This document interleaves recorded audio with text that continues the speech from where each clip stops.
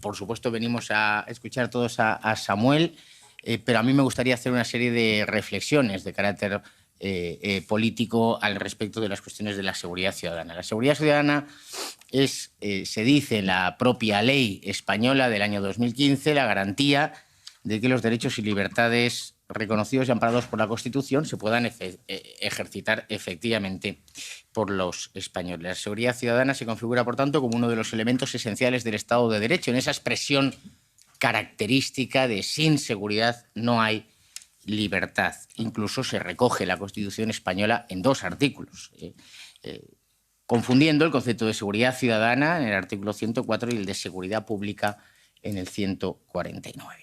Bien. Dicho esto, para garantizar esa seguridad ciudadana es necesario al menos un ordenamiento jurídico, leyes adecuadas para dar respuesta a los comportamientos ilegales, un poder judicial que asegure su aplicación y unas fuerzas y cuerpos de seguridad del Estado, una policía eficaz en la prevención y la persecución de los delitos. ¿Y cuál es la situación en la que nos encontramos? Pues en España nos encontramos con que se ha roto el principio de igualdad ante la ley porque la materia de seguridad ciudadana fue transferida, ha sido transferida a diversas comunidades autónomas que la ejercen a través de policías propias, y eso supone una ruptura de la igualdad de los españoles con leyes distintas, estructuras administrativas distintas, protocolos distintos. Una legislación que protege al delincuente. Hoy mismo en España, iba a decir Dios mediante, no, diablo mediante, se va a aprobar una ley de vivienda que va a garantizar la protección del ocupa ilegal de viviendas de los españoles. Un poder judicial controlado por los partidos políticos y absolutamente desmotivado por la incapacidad de poder ejecutar sus propias sentencias. Y, por desgracia, unas fuerzas y cuerpos de seguridad del Estado, y para eso está Samuel, a mi entender, desmotivadas y también desprotegidas por el legislador y desprotegidas por los gobernantes. Yo querría hacer otra referencia más al respecto de la seguridad, y es que siempre se dice que la actuación de las fuerzas y cuerpos de seguridad del Estado debe ser proporcionada, y la proporcionalidad no es el empate. Nosotros no tenemos fuerzas y cuerpos de seguridad del Estado para que empaten con el delincuente en la calle, sino para que ganen ejerciendo todo el legítimo poder que los españoles y en general los europeos atribuyen a sus estados. El viernes pasado estuve en Soria y tuve una reunión con otra asociación policial, no la Policía para el siglo XXI, pero con otra asociación policial que me dijo que en lo que ha de año 2023, en Soria, que es una de las poblaciones más pequeñas, por desgracia, de España, las poblaciones, las provincias y capitales de provincia. En lo que va de año 2023, el 40% de los detenidos son españoles. El 20% son extranjeros que han adquirido la nacionalidad española. Y el otro 40% son extranjeros. Esta es la realidad de Soria, una de las provincias y ciudades donde hay menos inmigración y, por supuesto, también menos inmigración ilegal. Los datos de una pequeña capital de provincia, imaginemos Valencia, Barcelona o Madrid. Y unas últimas reflexiones respecto de la ley de extranjería. Ustedes saben que en España existe una ley de extranjería del año 2000, aprobada no por la izquierda, precisamente. Una ley que dice que habla de los derechos y libertades de los extranjeros. Derecho a la documentación, a la libertad de circulación, participación pública, reunión, manifestación, asociación, trabajo, seguridad social, sindicación, huelga, asistencia sanitaria, vivienda, asistencia social y los deberes de los extranjeros. Tenemos una ley que no recoge los deberes de los extranjeros en el territorio nacional. Estamos en este Parlamento aprobando un nuevo pacto de asilo e inmigración donde no se habla más que de derechos de quienes entran, incluso ilegalmente, en el territorio de la Unión Europea. Y el deber de respetar, acatar y cumplir la ley, el deber de respetar la vida y la indemnidad sexual de nuestras mujeres, el deber de respetar los símbolos de la nación, la bandera, el himno, la corona, el deber de respetar la cultura, tradiciones y costumbres nacionales, el deber de aprender el español, el deber de trabajar o el deber de estudiar. Nada de esto se dice en esa ley. Es una ley manifiestamente mejorable, pero querría también señalar algunas cuestiones para clarificar. Nosotros no tenemos por qué estar pidiendo perdón por lo que decimos, pero somos atacados constantemente con etiquetas por parte de los medios de comunicación. Yo creo que hay que recordar que en España existe una ley, artículo 25 de la Ley de Extranjería, que dice que el extranjero que pretenda entrar en España deberá hacerlo por los puestos habilitados al efecto. Es decir, no saltando vallas, no entrando ilegalmente en nuestro territorio. Hallarse provisto del pasaporte o documento de viaje que acredite su identidad, justificar el objeto y las condiciones de entrada y acreditar medios de vida suficientes para el tiempo que pretenda permanecer en España. Luego, todo el que no cumpla esta previsión legal es un inmigrante ilegal, porque ha incumplido la ley. Y no puede haber más decisión por parte de la nación española que su expulsión del territorio nacional. Sin embargo, todos deben saber que esa ley, que no fue aprobada por la izquierda, prevé que al inmigrante que infringe la ley, lo que se le hace es imponerle una multa. Una multa que evidentemente no podrá pagar, porque si es un inmigrante ilegal no puede trabajar y por tanto no puede pagar la multa. Y la expulsión solo se establece subsidiariamente para algunos casos. Nos están oyendo y viendo en directo decenas de españoles. Yo les advierto que una infracción de esta ley es, literal, participar en actividades contrarias a la seguridad nacional o que puedan perjudicar las relaciones de España con otros países. Inducir, promover, favorecer, facilitar con ánimo de lucro la inmigración clandestina de personas en tránsito o con destino al territorio español. Y la medida que prevé la ley es la multa. La multa. Alguien que atenta contra la seguridad nacional. Es preciso cambiar esto porque esa expulsión solo se acordará, en su caso, atendiendo al principio de proporcionalidad. Pero es que nosotros no queremos empatar, queremos ganar, queremos que se aplique la ley. Se prohíbe expulsar con carácter general, cito la ley, los nacidos en España que hayan residido legalmente los últimos 5 años. Ese puede atentar contra la seguridad nacional y ya no le podemos echar. Los residentes de larga duración. Está 10 años en España y ya no le podemos echar. Y atenta contra la seguridad nacional o se dedica al tráfico de seres humanos en el Mediterráneo.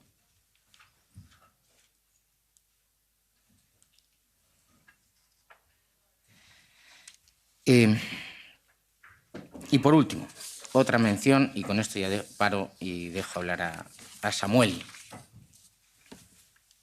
Los centros de internamiento, los llamados CIES, los centros de internamiento de extranjeros, también están regulados en esta ley. Dice que el internamiento se mantendrá por el tiempo imprescindible para los fines del expediente. En realidad, y Samuel nos lo podrá contar, 24 horas. Se tramita, se ficha y se va.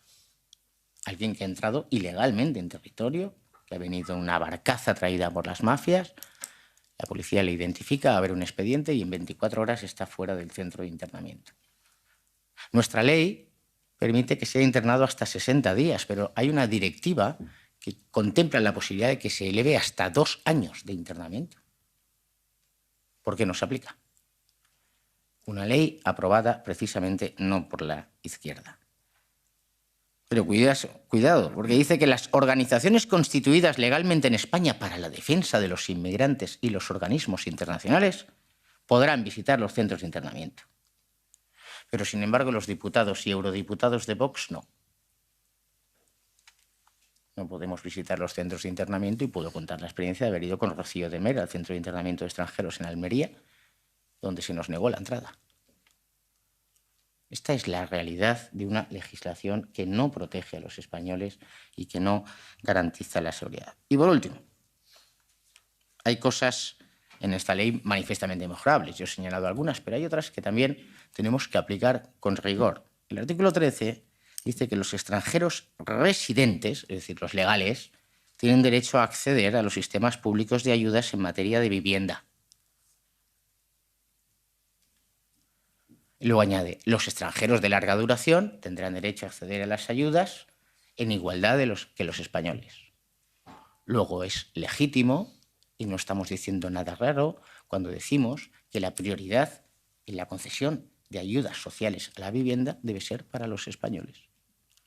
Porque la propia ley establece claramente que un residente no tiene que ser tratado igual que un español en materia de vivienda. Y, por supuesto, es absolutamente inaceptable que extranjeros residentes ilegales estén accediendo a los sistemas de ayudas. Incluso con esta ley nefasta, esto se puede decir, se puede defender y se puede ejecutar. Muchísimas gracias por escuchar estas breves palabras, y yo ya le voy a dar la palabra a Samuel, que ha sufrido, aunque sea por unos minutos, la huelga que retrasa todos los aviones desde hace meses. Y muchísimas gracias, Samuel, por estar aquí. Yo podría hablar muchas cosas de Samuel. Yo a Samuel le conocí en Frontera Sur, un evento organizado por Vox y DCR Party en Ceuta. Tuvo una intervención extraordinaria y además ahora podemos afirmar tranquilamente que es un represaliado político del gobierno de Sánchez, del gobierno comunista de Pedro Sánchez en España. Así que, Samuel, muchísimas gracias por venir a Bruselas y tienes la palabra.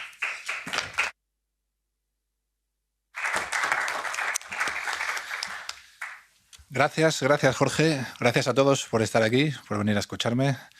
Y gracias sobre todo en nombre de una policía para el siglo XXI. Gracias porque siempre nos dais voz en todos los sitios. Es un placer, ojalá nos escuchara más gente, ¿verdad? Porque el problema es grave, el problema es serio. Pero bueno, al menos os tenemos a vosotros, así que solo podemos daros las gracias. Has hecho un speech, has hablado de varias cosas, he apuntado aquí algunas. Has hablado de proporcionalidad, de que proporcionalidad no es empatar o no es jugar a empatar. De facto, nuestra política criminal ya condena la actuación policial de inicio cuando exige la proporcionalidad. En la defensa de la vida la proporcionalidad no existe.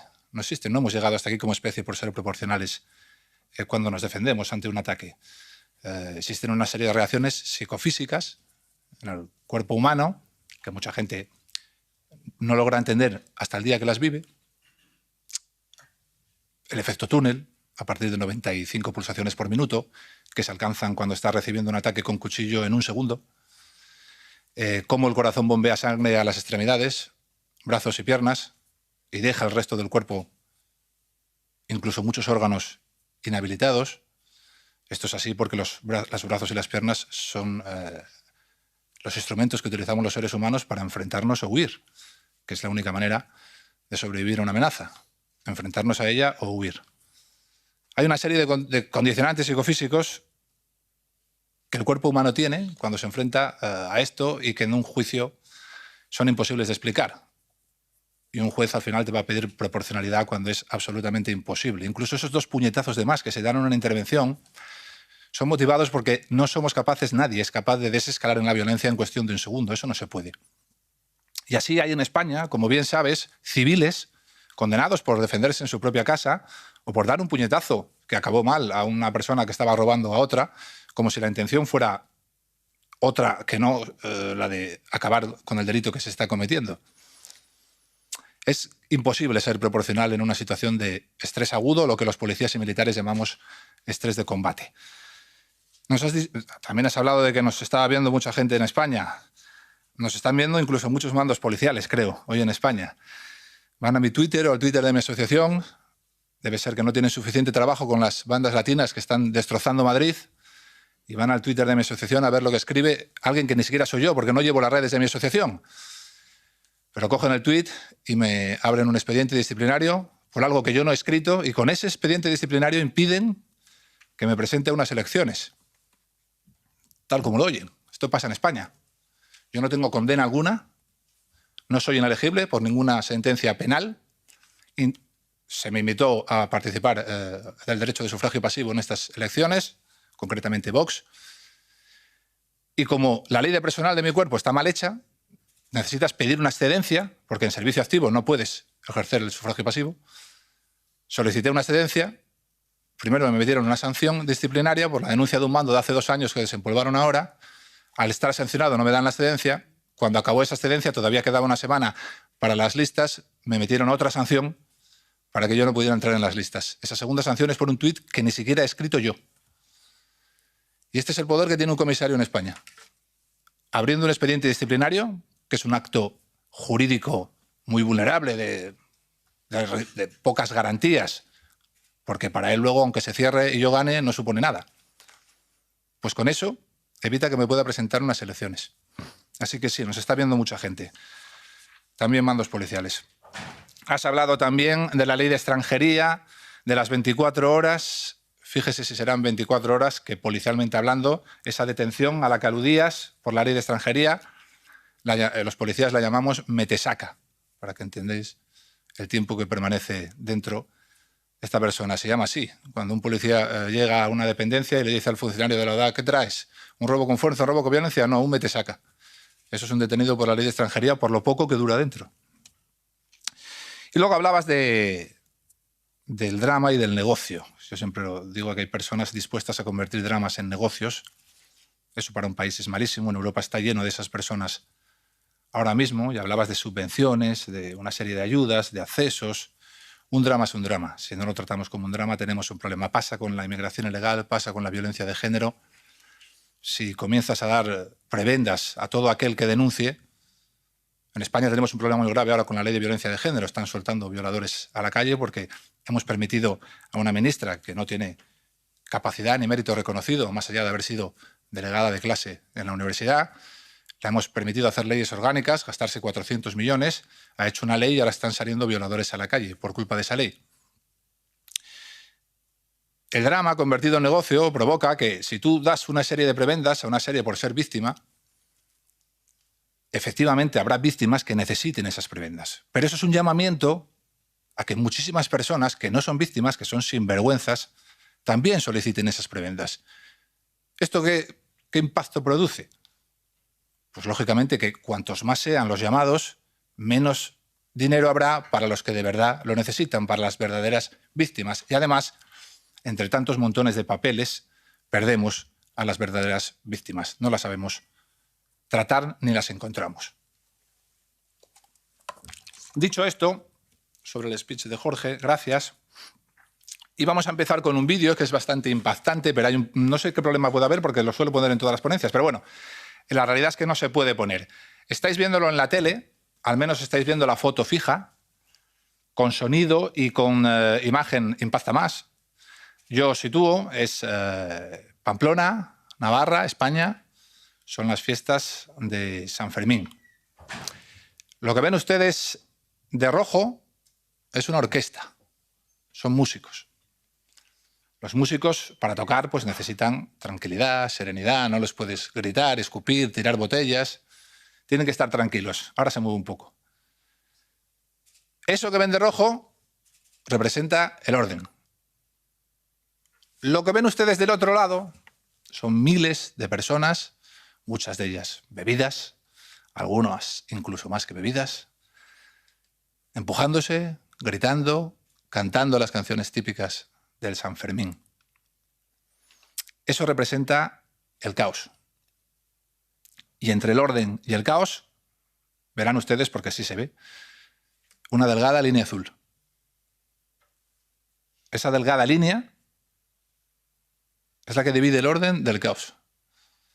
Si esa línea se rompe, por cualquiera de los agentes que ustedes escojan, un solo agujero, que haga que 2 o 3 personas entren donde está la orquesta, por inercia el resto de agentes tenderían a juntarse hacia ese agujero.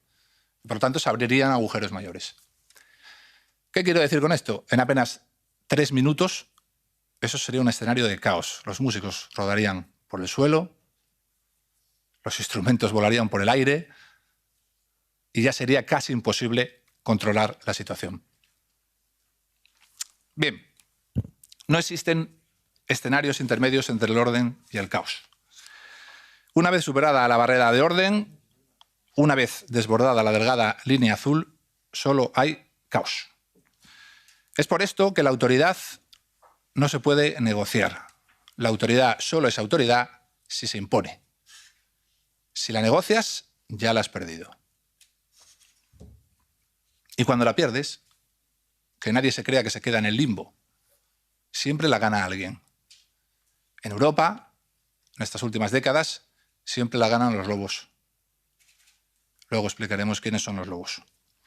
Después de las grandes guerras y con el fin de las dictaduras, Europa se convirtió en un lugar seguro.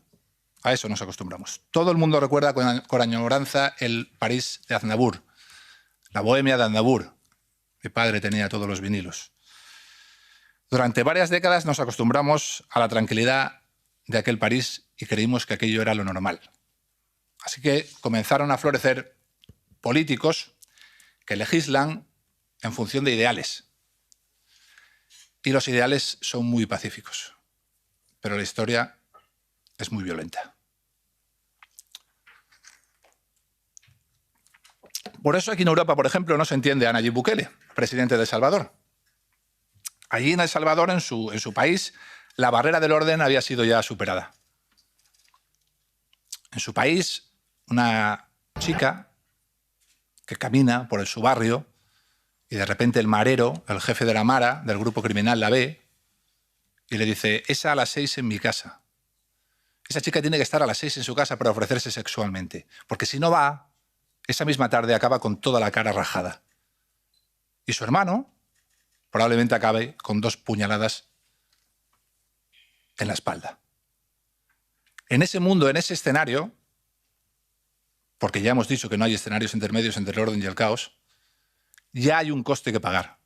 Ya no se pueden, para volver de ahí, ya no se pueden garantizar los derechos de todos. Hay mucho político empeñado en que hay que garantizar los derechos de criminales y de víctimas, de todos, derechos humanos y bla, bla, bla, y bla, bla, bla.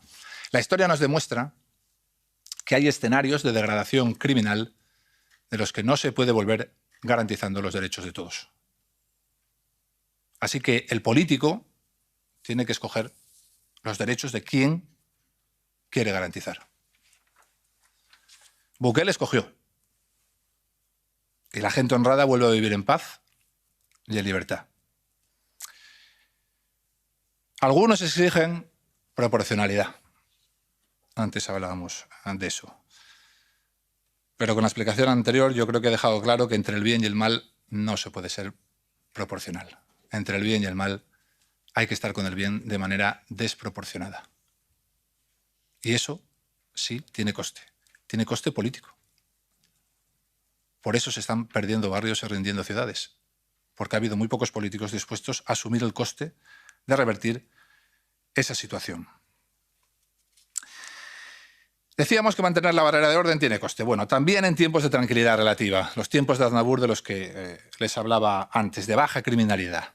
En esos tiempos la policía es casi un estorbo. Vivíamos bien, los años 90, principios del siglo, París, Barcelona, Madrid, se vivía bien. Dave Grossman, uno de los mayores expertos en violencia del mundo, dividió la sociedad en 3: ovejas, lobos y perros pastores. La inmensa mayoría de la población no tiene ninguna capacidad para la violencia. Esos son las ovejas. Hay una parte pequeña de la población que sí tiene capacidad para la violencia y además decide utilizarla para beneficio propio. Esos son los lobos. Luego tiene que haber otra pequeña parte de la población que también tiene capacidad para la violencia y a los que se les debe permitir utilizarla. Esos son los perros pastores. Si en un territorio atas a los perros pastores, ya solo tienes ovejas y lobos. Y eso es en Denis, eso es la Molenbeek o eso es Condigliano. Eso es una zona no-go. Un lugar donde la autoridad tradicional de Occidente, jueces y policías, ya no es la autoridad. Hay una nueva autoridad que ya hemos definido como los lobos. El barrio donde tú creciste no se parece en nada en el barrio donde vives. Y lo que es peor, temes que ese sea el barrio donde van a vivir tus hijos y que para ellos sea un infierno. Muchos europeos ya viven esto, muchos españoles ya viven esto. El problema para Europa ha sido que durante muchísimo tiempo el lobo no aparecía. Vivíamos tranquilos, como hemos dicho. Las ovejas, inconscientes del peligro, se creen que el enemigo es el perro pastor, porque el perro pastor mordisquea, el perro pastor ladra cuando la oveja se va y se hace vulnerable. Ante las quejas de las ovejas, muchos políticos decidieron atar a los perros pastores. Y cuando eso pasa, lo que viene detrás ya lo conocen en París, en Malmo, en Marsella y también en Barcelona. Bien. Europa está, esto suena fuerte, pero es lo que creo. Europa está en guerra contra el crimen ahora mismo. El crimen es la nueva guerra en suelo europeo. Ha condicionado vidas, está condicionando vidas. 4 son las fases que hay que atravesar para que se rindan los barrios y se venzan las ciudades. En países como Francia o Suecia, en muchos territorios de esos países, ya se han consumado las 4. En otros, como en España, estamos en la tercera. Primera fase, democratización de la delincuencia. Segunda fase, democratización de la autoridad. Tercera fase, zonas de confort criminal. Y la cuarta es la zona no-go. Volver de ahí ya es un poco más difícil. Empezamos por la democratización de la delincuencia. Hasta hace nada, una minoría de delincuentes cometía una mayoría de delitos en una minoría de espacios. Bastaba con que tu mamá te dijera aquello de no vayas a estos sitios a estas horas, para evitar la victimización. Pero ese mundo ya no existe. 3 ítems son los causantes de la democratización de la delincuencia.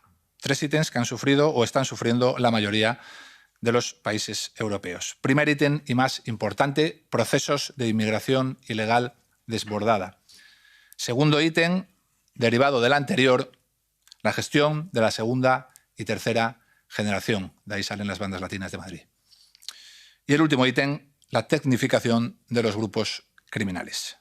Estudiando estos 3 ítems, tienes las respuestas a lo que nos ha pasado y también tienes la posibilidad de crear estrategias para que no siga pasando.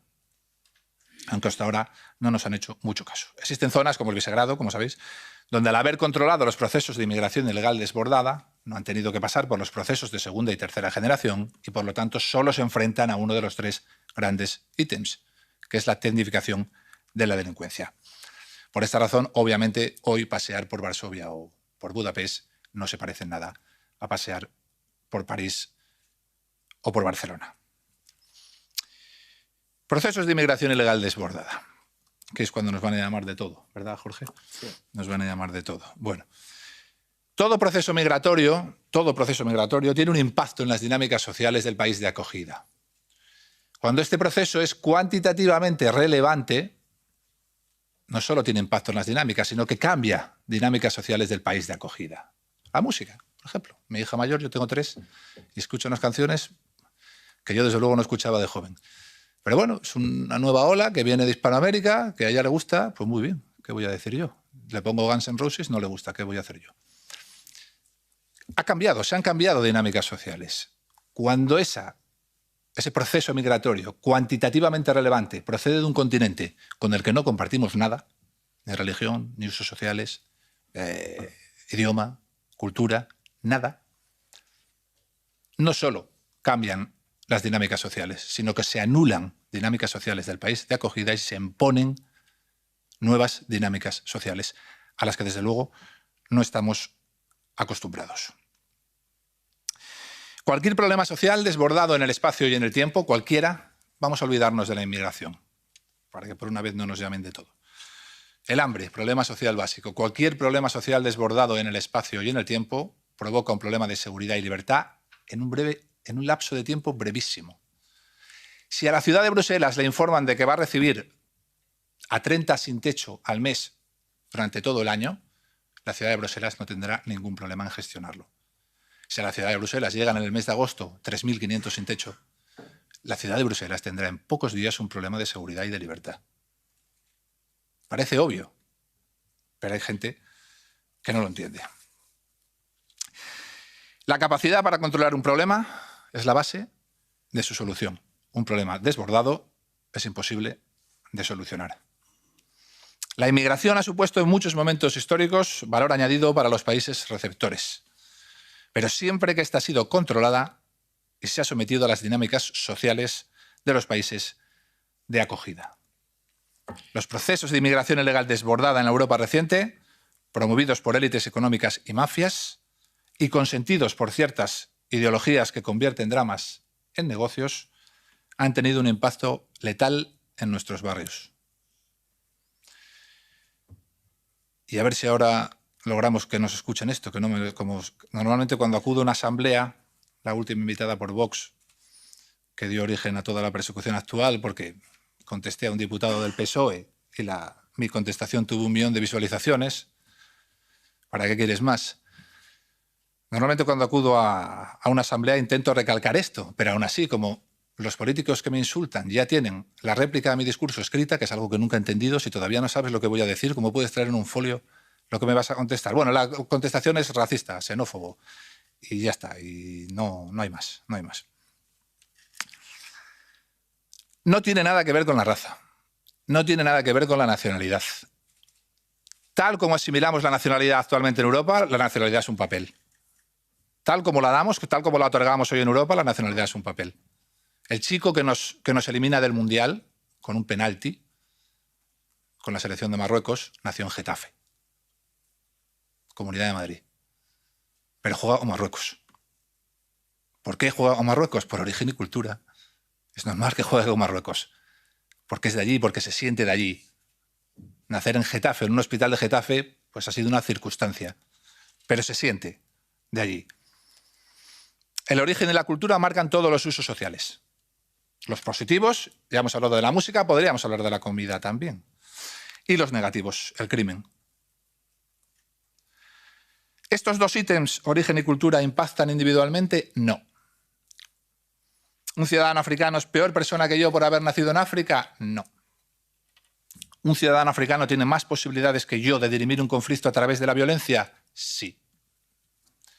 ¿Por qué? Porque en gran parte de su territorio la violencia es un elemento fundamental para dirimir conflictos. Nosotros tenemos el derecho romano, ellos no. No solo para dirimir conflictos, sino para escalar en la pirámide social. Cuando replican sus mundos en nuestros mundos, es lo que utilizan para escalar. Los lobos de los que hablábamos antes.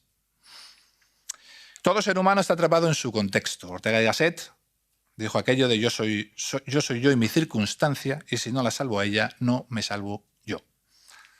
¿Es malo que un ciudadano africano llegue a Europa? No. ¿Es malo que lleguen de manera descontrolada por miles e intenten imponer las dinámicas sociales de sus países aquí? Sí. ¿Es bueno darle la nacionalidad solo en base a requisitos formales si no ha aceptado nuestras dinámicas sociales, nuestra cultura? No. ¿Por qué? Porque la mayoría procede, como hemos dicho, de estados fallidos. Y porque no todas las culturas son iguales. Hemos tenido la suerte de nacer en la cultura más libre y próspera que ha conocido la humanidad. Lamentablemente la estamos destrozando. Al no tener el problema controlado, porque éste se ha desbordado, somos incapaces de integrar a los que llegan y muchos de ellos deciden construir sus mundos en nuestras ciudades. Porque conocen y dominan las dinámicas sociales y los métodos para escalar en la pirámide social de esos mundos. Y todo el mundo quiere tener éxito en la vida, allí o aquí, y utilizará las estrategias que mejor domine.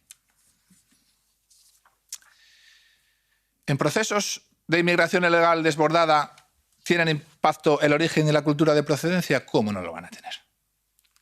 ¿Es lo mismo para España recibir venezolanos que huyen del hambre y la represión de Maduro, con los que compartimos, somos hermanos, compartimos religión, cultura, idioma, que recibir personas de un territorio con el que no compartimos nada? ¿Cómo va a ser lo mismo? ¿Cómo va a ser igual? España hoy no está como Suecia o Francia por 2 razones. Porque nuestra primera oleada de inmigración no fue desbordada, fue controlada, y porque fue de nuestros hermanos hispanoamericanos. Esas son las 2 razones. Si defiendes lo que yo estoy defendiendo hoy, te llaman racista, xenófobo, a pesar de que les repitas que nada tiene que ver con la raza o con la nacionalidad. Les da igual porque no escuchan. Ante la imposibilidad de contraargumentar, solo les queda la deshumanización del que tienen enfrente. Si yo soy un racista, ¿qué hay que hablar conmigo? ¿Qué hay que discutir conmigo? Así que lanzan consignas a sus jóvenes, consignas que siempre son emocionales, ¿verdad? Que llegan al corazón sin pasar por la cabeza. Y eso en la juventud impacta mucho. Eslóganes del tipo: a un fascista no se le discute, a un fascista se le combate. Ya está.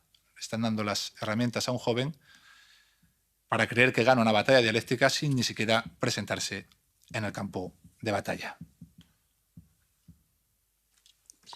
Pero vamos a poner toda esta teoría negro sobre blanco. Vamos a bajar al barrio, vamos a ver cómo afecta todo esto a la vida de los vecinos. Los seres humanos tendemos a unirnos tribalmente. Ha sido siempre así en la historia. Esto provoca que los recién llegados busquen sus zonas de confort allí donde están los suyos. Ya prácticamente no hay ninguna gran ciudad en Europa que no tenga eso que vulgarmente se llama barrio moro. ¿Qué es un barrio moro? Pues un barrio de mayoría musulmana y en gran medida, aunque no todos, de personas de raza árabe. ¿Hasta ahí algún problema? Ninguno. Solo un barrio culturalmente diferente donde predomina otra cultura y otra religión. Pero ya hemos cedido. Hemos cedido nuestra cultura y nuestra religión. Ya hay nuevas dinámicas sociales. Así que en las carnicerías de ese barrio solo se vende carne halal. En las peluquerías solo entran musulmanes. Y en las terrazas de verano solo se sientan varones. Nunca ves una mujer. Incluso en este estadio podríamos apurar y decir que solo es un barrio culturalmente diferente. Yo no lo creo, pero bueno. Pero nunca acaba ahí. Siempre aparecen los lobos. Siempre. Al empezar esta charla hablábamos de ovejas, lobos y perros pastores. Pues acaban de llegar los lobos. ¿Y dónde van a instalarse? ¿Ustedes qué creen? Pues en su búsqueda tribal lo harán allá donde los suyos son mayoría. Conocen las dinámicas de ese territorio. Las dominan. Y están dispuestos a empezar a dirimir los conflictos a través de la violencia. Han replicado su mundo en nuestro mundo. El problema es que no son mundos compatibles. Sobre todo no son mundos compatibles en este uso de la violencia para escalar. Y todo el mundo quiere escalar en la pirámide social. Todo el mundo. Algunos tienen menos escrúpulos y otros no tienen ningún escrúpulo. Eso lo sufrimos las personas de ley y orden, que son la inmensa mayoría. Así que con la excusa del racismo, los abusos policiales, las actuaciones de perfil racial, la xenofobia, cada día será más difícil entrar en ese barrio. Cada día tendrá más coste para los policías intervenir en ese barrio.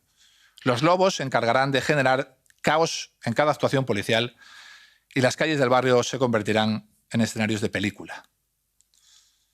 Todos los actores sabrán lo que tienen que hacer. Los políticos que desean establecer un nuevo orden a través del caos apoyarán a los lobos. Los políticos cobardes, que son incapaces de usar la fuerza para mantener el viejo orden, porque esta tiene coste político, recordemos, atarán a los perros pastores. Y eso, en definitiva, es una zona no-go.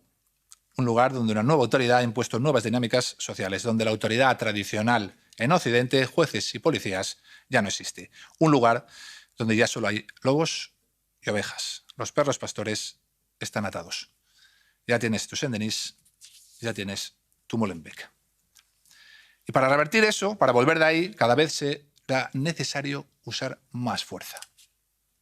De esa que ya sabemos que tiene coste. Así que los políticos cobardes te dirán que todo va bien, que son casos aislados, que las estadísticas cuadran hasta el final. Mantendrán ese mensaje hasta el final, porque no quieren perder su sillón. Mantendrán ese mensaje hasta que todo estalle por los aires. Los ciudadanos ahí importan poco. Existe una línea política que es el impacto-influencia. Lo que no genera impacto no tiene influencia en el voto. Da igual que les estés avisando, como algunos llevamos avisando en España desde el 2017-2018, esto es lo que va a venir. No estamos preparados. Alarmista. Esto es lo que va a venir. Racista. Esto es lo que va a venir. Pues ya llegó. Cuando llega, cuando aparece Saint-Denis, entonces el coste cambia de dirección. Entonces, con los vecinos de los barrios hartos y muertos de miedo, el no hacer nada es lo que tiene coste. Así que los políticos que te llamaban racista y xenófobo por decir todo esto serán los mismos que ahora te hablen de mano dura, de fracaso en la integración, de creación de estados paralelos de redes criminales, de medidas antirreagrupación o cualquier otra medida. Los mismos. Los mismos que crearon el problema pretenden ser ahora la solución. Este es, al fin y al cabo, la historia reciente de países como Francia o Suecia. ¿Quiénes son los más perjudicados en este proceso? Aquellos inmigrantes de esos barrios que vinieron de forma legal a buscar un futuro mejor. Esos son los más perjudicados. Que aceptaron nuestras dinámicas sociales, porque sabían que las suyas habían fallado. Y que de repente ven como el barrio al que llegaron es una réplica del barrio del que huyeron. Entonces se produce el efecto Lucifer. La capacidad del entorno para influir en la gente, sobre todo en la gente muy joven. Un joven marroquí que se había integrado, que había encontrado trabajo y que incluso se había echado una novia europea, vuelve ahora todas las noches a su barrio. Y tiene que pasar por calles donde hay grupos de jóvenes que son la nueva autoridad. Que le miran, le señalan, ¿de dónde vienes? ¿A dónde vas? ¿Quién es esa con la que andas? Esas solo sirven para una cosa. Tú tienes que casarte con quien tienes que casarte. A cierta edad es difícil soportar la presión. Y la gente tiende a adaptarse como método de supervivencia. Es una lección que nos ha dado la historia. Jordan Peterson suele decir eso de qué debemos aprender del fascismo, del nazismo, de los nazis. ¿Qué debemos aprender de los nazis? Dice Jordan Peterson. Pues debemos aprender que el nazi eres tú. Millones de alemanes callaron cuando sacaban a su vecino de su casa por la fuerza para darle 2 tiros. Callaron porque si levantaban la voz, el próximo en salir de casa podría ser él. La gente tiende a adaptarse como método de supervivencia. En España, en el País Vasco, sabemos esto muy bien. Han convertido una sociedad a través de la violencia en algo uniforme, en algo ideológicamente uniforme. En los años 80, en los 90, en el País Vasco, cualquier joven quería ir de chiquitos, que dicen allí, de vinos, por el casco viejo. Te peinabas como se peinaban los abertzales, los independentistas vascos, ponías el arete que se ponían ellos, podías disfrutar de la noche. Ahora bien, te ponías una camiseta, ibas el domingo a misa y te llamabas Miguel Ángel Blanco y te podían pegar 2 tiros por la espalda. Los jóvenes quieren disfrutar, no quieren que les den 2 tiros por la espalda. Y tienden a adaptarse como método de supervivencia. Por otro lado, un joven que intenta estudiar para tener un futuro mejor, ¿qué ve en esos nuevos barrios? Ve que el miembro de la banda tiene unas deportivas caras, tiene un coche caro, tiene un móvil de última generación. Y él, que está intentando adaptarse a nuestro mundo, para invitar a su novia a una caña el fin de semana, tiene que pedirle dinero a su madre. Eso produce un efecto empático. Eso tiene un efecto Lucifer en muchos jóvenes. Les somete a procesos de frustración y anomia. Y es una invitación para entrar en el infierno, cuya recompensa será inmediata, pero cuyo final será caer abatido a tiros por miembros de una banda rival. Ellos son los más perjudicados. Yo en el cole, en el grupito con el que salgo del cole allí en Madrid, soy el único español. El resto son hispanoamericanos. No hay nadie más preocupado por las bandas latinas en Madrid que un papá y una mamá hispanoamericana. ¿Quién es más fácil que caiga en una banda latina que un joven hispanoamericano? La mayor preocupación la tienen ellos. Y aún así nos llaman racistas. Ellos son los más preocupados. El papá y la mamá que han venido aquí a matarse a currar y tienen miedo de que su hijo pueda acabar en una de estas bandas. Si esto no se para en los estadios iniciales, si permitimos que no tenga coste y sí recompensa, playeros, BMWs, cada vez habrá más jóvenes dispuestos a tirar los dados. Porque no nos engañemos, la delincuencia de bandas siempre ha sido una batalla por el territorio y la mercancía. Cada vez habrá más gente dispuesta a luchar por su trozo de pastel y su trozo de terreno.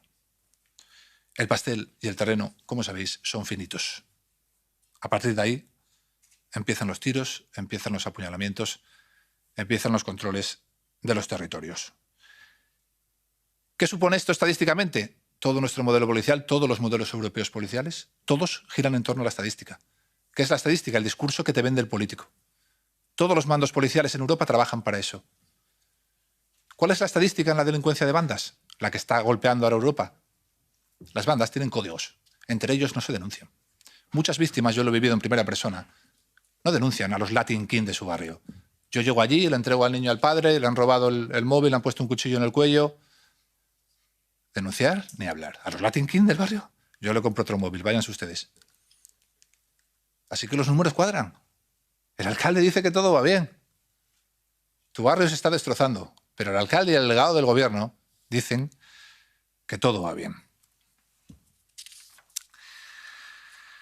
Nuestros modelos policiales hacen números, pero no solucionan problemas.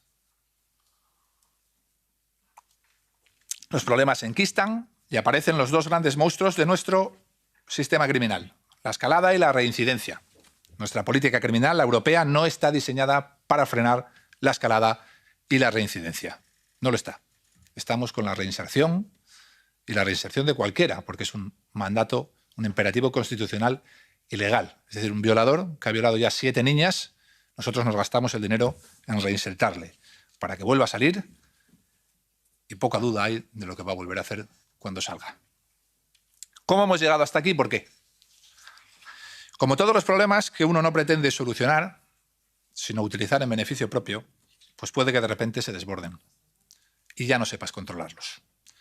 Como además no quieren reconocer que ese problema lo consintieron ellos, pues cuando se desborda, cuando impacta, hasta el final, hasta casi el final, harán lo único que saben hacer, negarlo. Intentar controlarlo con estadísticas y propaganda. Hacerte creer que estás seguro, pero no darte seguridad. Venimos del siglo XX, las dinámicas de producción cambiaron de manera abrupta. El taylorismo, el fordismo nos traen el trabajo en cadena, multiplican la capacidad de producir, el mercado laboral se adapta. Pero ahora estamos en el siglo XXI y aparecen nuevas dinámicas, vuelven a renovarse.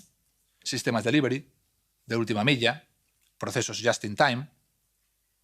Bien, esto implica que las élites económicas necesitan ahora una gran masa laboral, pero a un coste laboral muy bajo. Obviamente, el joven europeo no daba el perfil de subirse a una bici, repartir durante 12 horas por 1.000 euros. Así que necesitaban nuevos esclavos modernos, que se suele decir. El joven europeo preferaba, antes que hacer eso, prefería quedarse en casa hasta los 30. Y si tenía que estudiar 2 carreras, aunque luego no le sirvieran de nada, pero estudiaba 2 carreras. Los nuevos esclavos laborales deberían venir, por lo tanto, de fuera. Así que las élites económicas recurrieron a las políticas para abrir las fronteras. Prepararon los mensajes emocionales de rigor, que como dijimos llegan al corazón sin pasar por la cabeza, para poner a la población de su parte. Ningún ser humano es ilegal, ni límites ni fronteras. No tardaron en encontrar a ciertos partidos y ciertas ideologías dispuestas a convertir el drama en negocio. Político para unos, económico para otros, al fin y al cabo económico para todos. Las asociaciones supuestamente no gubernamentales acudieron, como siempre, allí donde había pastel y empezaron a ocupar terreno. Recuerdan, mercancía y territorio. Las mafias de seres humanos hicieron el resto. Al fin y al cabo, son los mismos códigos, los mismos procesos. El problema de convertir un drama en un negocio es que los negocios tienden a expandirse y a perpetuarse. Las mujeres muertas en España se han convertido en un negocio para algunos, la inmigración ilegal también. Cuando Manuel abre un bar, no lo abre para cerrarlo a los 2 días. Lo abre para vivir siempre de ese bar. Perpetuarse. Pero además Manuel tiene 3 hijos y quiere lo mejor para sus hijos. Así que intentará comprar el local de al lado, si le va bien, para dejarle un local mayor a sus 3 hijos. Expandirse. Si conviertes un drama en un negocio, eso es lo que va a suceder. Se va a perpetuar y expandir. Y ahora ya hay miles de personas viviendo con salarios de 3.000, 4.000, 5.000 euros en asociaciones, fundaciones, ministerios, direcciones generales, viviendo de este drama. ¿Quién puede creerse que estos quieren que acabe el drama? Es una obligación defender nuestra civilización, la que nos dejaron nuestros padres. Y obviamente esta defensa tendrá coste, porque dominan todo el relato, toda la batalla cultural. Da igual, aunque nos insulten. Merece la pena asumir el coste. San Agustín dijo aquello de que si la muerte no nos encuentra vencedores, al menos que nos encuentre combatiendo. Tenemos algunos modelos de éxito en el freno de la inmigración ilegal. Tenemos el No Way australiano, que ya conocerán ustedes. Sabemos que hay que adaptarlo a la idiosincrasia europea, sujeta a la Carta de Derechos Fundamentales de la Unión, al Tribunal Europeo de Derechos Humanos, que impide los rechazos en frontera y devoluciones cuando son colectivos. Creo que Italia tiene una condena por esto.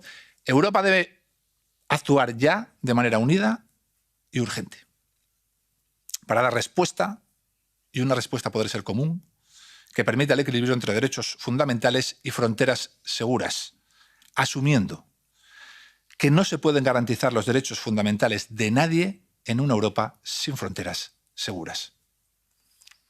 Existe un problema de concentración en tiempo y espacio. Todo fenómeno social puede representar un problema de seguridad si se desborda sus capacidades de respuesta. La inmigración, como problema social, también, cuando se desborda. Esta premisa hace necesario plantear la lógica de la distribución frente a la concentración para el control efectivo de los espacios y la interrupción frente a la continuidad para el control efectivo de los tiempos. Los países europeos han optado siempre por procesos de concentración que no han funcionado nunca en ninguna parte. Pisos tutelados, edificios de protección oficial, casas de acogida, centros de menas, menores extranjeros no acompañados. En realidad, detrás de esta estrategia sí que hay racismo. Tráelos, utilízalos políticamente, adquiere un nuevo caladero de votos, pero aléjalos de nuestros hijos. Concéntralos en algún sitio, que no se acerquen a nosotros. Eso sí que de verdad es racista. La concentración impide de facto la integración. No hay integración sin disgregación. No existe. El efecto manzana podrida provoca que en una casa de acogida con 10 menas, con 10 menores no acompañados, un solo lobo, una persona con más personalidad que el resto, acabará contaminando a los otros 9. El resto se adaptará, como dijimos antes, para sobrevivir. Yo recuerdo cuando iba al instituto que empezó a ser moda el hecho de que, como no había trabajo, sobre todo ahí en Asturias, para nadie, al acabar la carrera los jóvenes se iban a Londres. Era aquello muy... Nos vamos a Londres. ¿Pero a qué vas a Londres? No, he encontrado un trabajo fregando platos. Digo, bueno, has acabado la carrera, pero bueno. No, pero vamos a aprender inglés en Londres y eso nos va a servir para el futuro mercado laboral. Se decían todos. Estaban todos contentísimos. Me voy a Londres. ¿Dónde? El restaurante Chinlu. Allí voy a fregar 12 horas platos. Pero voy a venir con el inglés, ya verás lo bien que me va... Entonces llegaba al restaurante Chinlu y fregaba platos. Y el que fregaba platos al lado suyo se llamaba Manolo. Y el que secaba los platos se llamaba Pedro. Uno era de Aranjuez y el otro de Tordesillas. Y luego salía con ellos 3 de copas por Londres para gastarse el dinero que ganaba allí. Así que al año el amigo volvía sin un duro y no sabía decir ni good morning, porque solo había hablado con Andrés y con Manolo. Pues esto es igual. La concentración nunca, nunca es buena para la integración. La pérdida de control sobre el espacio y el tiempo frente a la inmigración acarrea un desbordamiento en las capacidades a nivel económico, logístico y humano. El descontrol representa una amenaza para la seguridad nacional desde diferentes perspectivas, sobre todo desde la de la defensa, al emitir un claro mensaje de debilidad frente a países que tengan en su agenda infiltrar activistas, espías o terroristas. Los países europeos gastan ingentes cantidades de dinero para abordar el problema de la inmigración ilegal. Con acuerdos bilaterales con países africanos, desde una posición de fuerza, ese dinero podría destinarse a mejorar la vida de las personas allí para que no tengan que tirarse al mar y arriesgarse a morir. A cambio, estos países permitirían el acceso a puertos designados en el norte de África con el mismo estatus jurídico que una sede diplomática, tanto para sus guardacostas como para los nuestros. Las embarcaciones rescatadas se trasladarían allí en condiciones de seguridad. El hecho fáctico de la imposibilidad de entrar en territorio europeo tendría además un efecto disuasorio para la evitación de tragedias en forma de muerte. Y del mismo modo, un sistema de ferries podría desplazar a inmigrantes de manera segura y legal en cupos admitidos por cada uno de los estados en base a sus necesidades. También serviría para los casos de urgencia humanitaria. Se salvarían miles de vidas, se ordenaría el mercado para impedir la nueva esclavitud laboral y los barrios volverían a ser como los del París de Aznavour. Objetivos, inmediatez en las devoluciones denominadas en caliente con seguridad física y jurídica. Deslocalización eficaz del problema de concentración temporal. Por ejemplo, en el caso español, los procedentes de Argelia podrían ser devueltos a Argel, los de Marruecos a Tánger y las llegadas a Canarias que se están multiplicando ahora a Layún. Interrupción eficaz de la continuidad del flujo de entradas, Consolidación de estos centros como oficinas de inmigración de la Unión Europea con capacidad para recibir peticiones y para crear un flujo continuo y controlado de inmigrantes en condiciones de seguridad física y jurídica. Ofrecer alternativa de inmigración legal con unos plazos de aceptación o de negación que permita canalizar el flujo migratorio para que no sea el crimen organizado quien canaliza dicho flujo. Que permite identificar en origen y analizar el riesgo para detectar a inmigrantes que son potenciales oportunidades o amenazas. Así como documentar con permiso de trabajo a los aceptados antes de su salida. Reducción de las expectativas de beneficio para las mafias y de éxito para quienes deciden cruzar el Mediterráneo de manera irregular. Planificación de los flujos migratorios futuros, logrando un equilibrio entre la tasa de crecimiento vegetativo de la población de los estados Schengen y la población migratoria. Anticipación desde el punto de vista estratégico en los niveles presupuestario, logístico y de recursos humanos frente a las amenazas emergentes. Y aquí podemos hacernos preguntas. ¿Queremos que deje de morir gente en el Mediterráneo o queremos utilizar políticamente las muertes en el Mediterráneo? Si queremos hacer lo segundo, es muy fácil. Welcome refugees en un cartel que le pongas del otro lado. Cuando se tire y el niño aparezca muerto en la playa, sacas una foto al niño y la llevas a tu Facebook. ¿Cómo podemos consentir esto? Porque ellos ganan siempre. Controlan siempre el mensaje. Le invitan a tirarse y luego le sacan la foto cuando está muerto. Algunos no tienen escrúpulos. Cabe también otra posibilidad, que es llegar a la otra orilla. Pero entonces el que puso el cartel nunca está allí para darles la bienvenida. Con apenas unos días en suelo europeo, he hablado con muchos, créanme, ya sabrán que han sido engañados por mafias y partidos. Nunca están allí para darles el welcome. Para ellos hay barracones y un futuro en manos de las mafias. Si queremos que deje de morir gente en el mar, lo mejor es evitar que se tiren al mar. No invitarles a tirarse. Tenemos que defender lo nuestro, lo dijo antes Jorge. Si llegas aquí y estás dispuesto a aceptar lo que somos, nuestras dinámicas sociales, perfecto. Hombro con hombro vamos a mejorar nuestro país. Me da igual de dónde vengas. Si lo que pretendes es imponer tu mundo aquí, el mensaje debe ser clarito. Claro, no hay sitio para ti.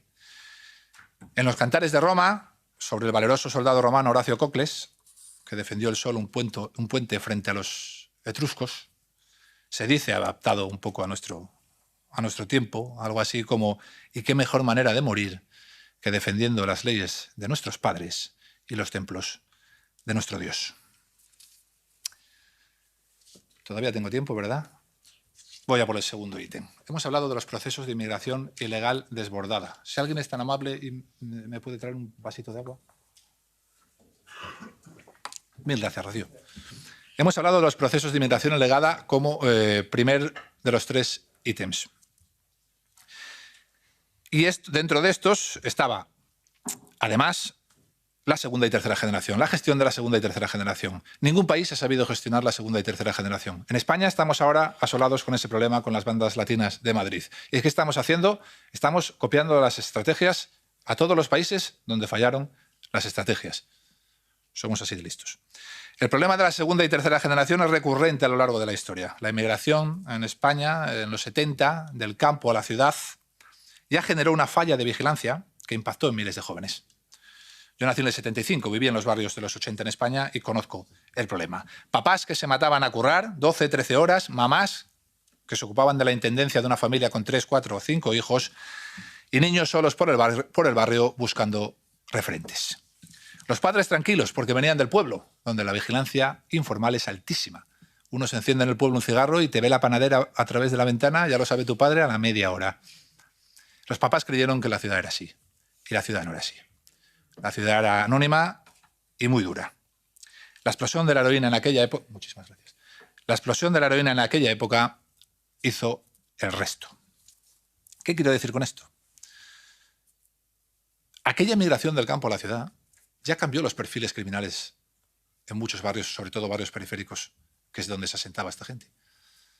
En España, una migración de nuestros abuelos, del campo a la ciudad. Cuando cambiar del campo a la ciudad era un cambio muy abrupto. No había todavía redes sociales como hoy.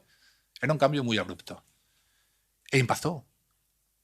Y pretenden hacernos creer que un proceso de inmigración todavía mayor pero no del campo a la ciudad, no de nuestros abuelos, sino de un continente con el que no compartimos absolutamente nada, no va a impactar.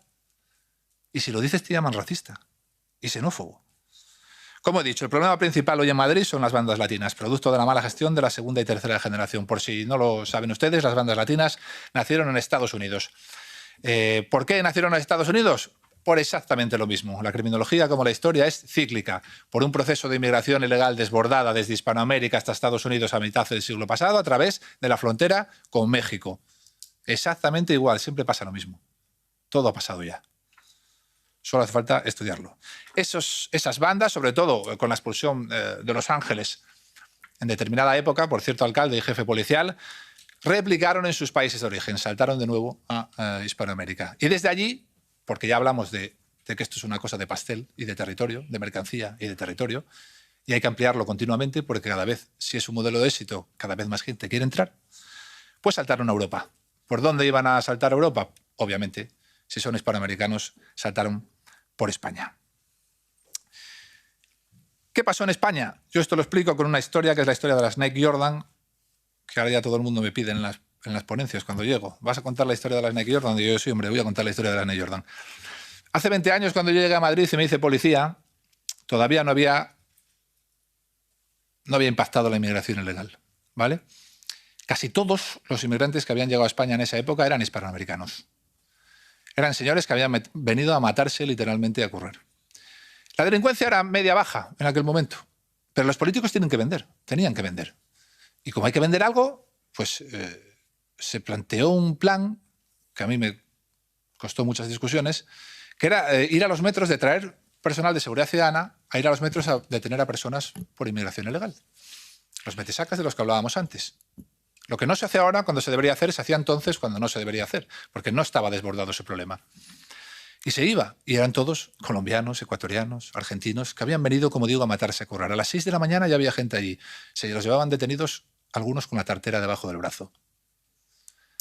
Y como ha dicho Jorge, esto no es una política. Gobernaba el PSOE, que en paz descanse el ministro era Alfredo Pérez Rubalcaba. Y esa era la política. Bien, esos señores que venían a matarse a currar tuvieron hijos.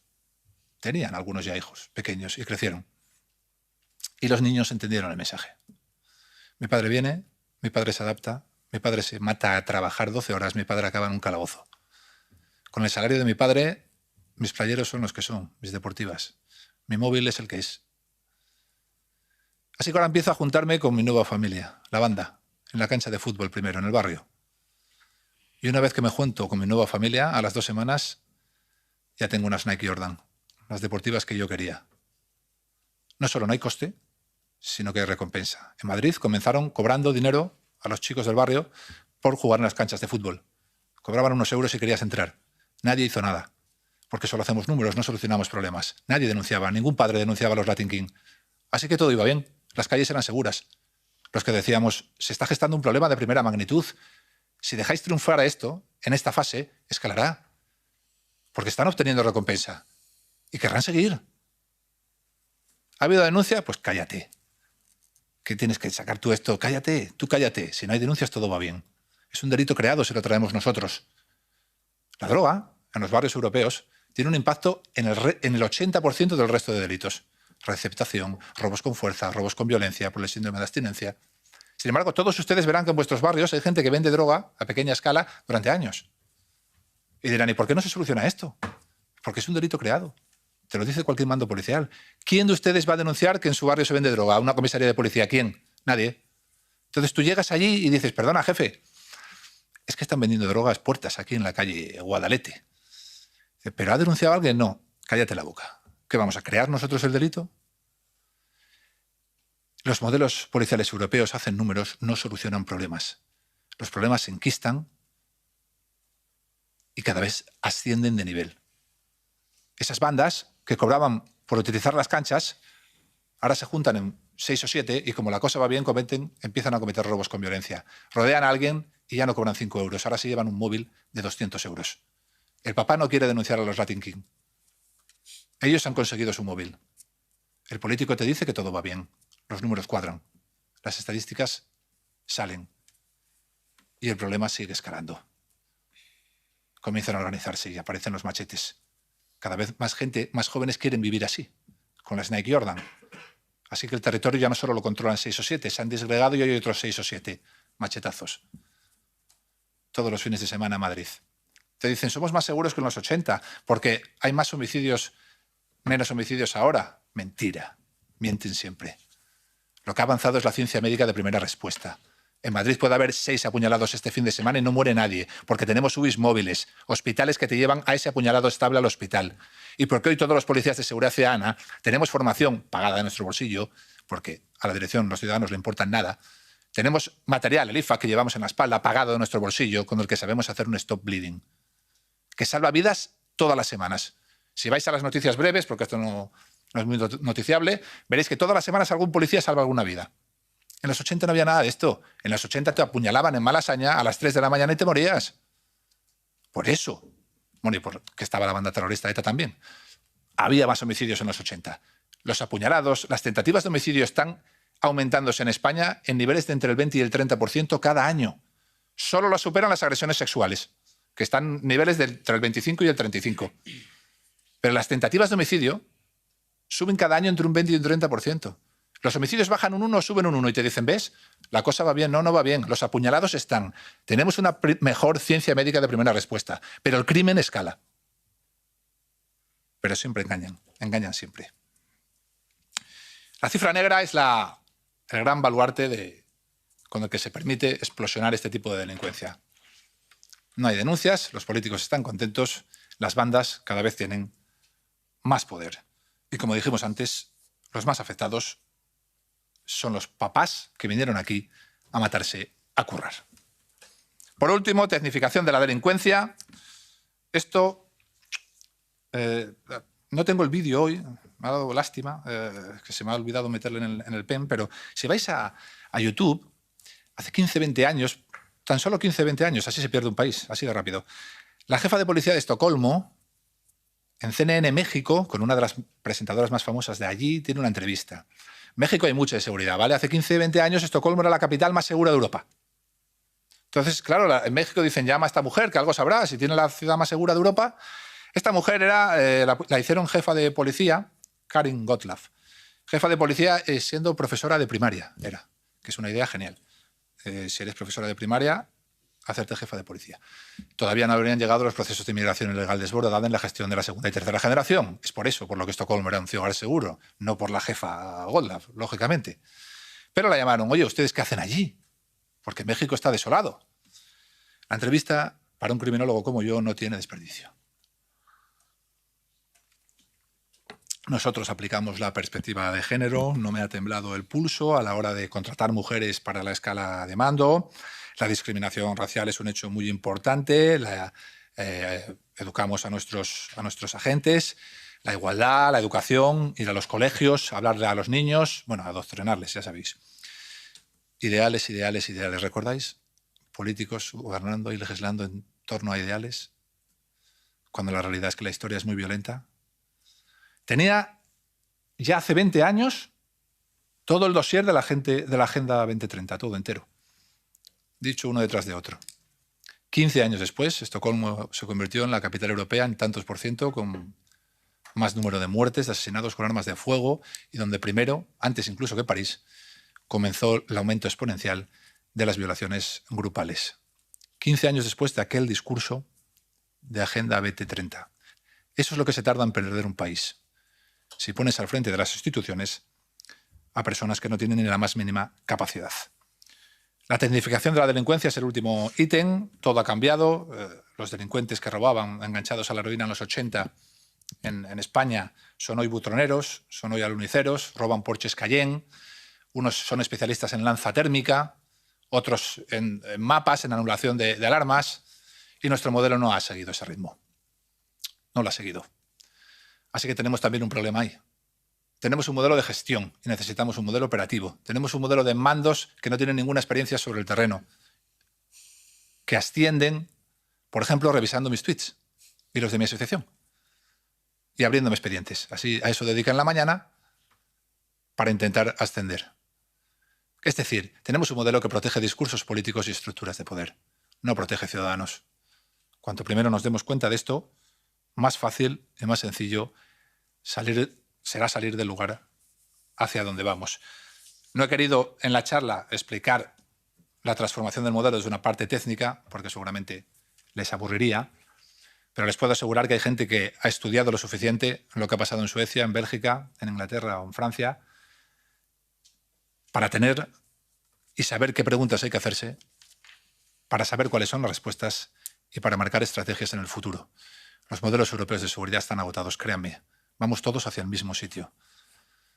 Y si ya, rápido, los políticos no escuchan esta llamada, España se perderá en 3, 4, 5 años. Yo en el 2018 les dije en el Congreso, Barcelona será la primera ciudad sin ley, esto pasará en 4 años, y luego irán cayendo una detrás de otra. Se rieron literalmente de mí.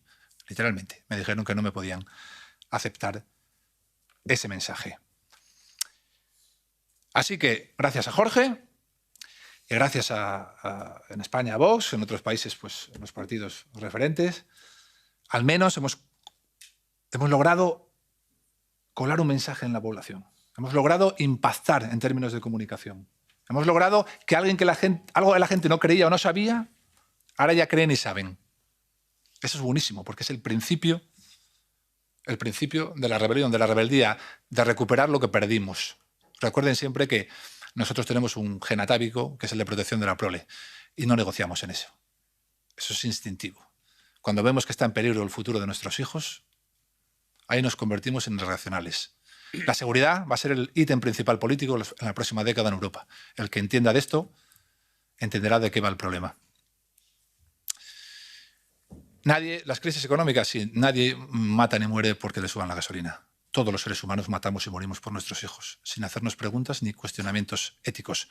Así que aquí estamos para intentar defender la verdad hasta el final. Nos costará insultos, expedientes, a mí en concreto y a los miembros de mi asociación, persecución, pero Juan Pablo II dejó dicho que la verdad hay que defenderla hasta el final, aunque volvamos a ser solo 12. Muchísimas gracias.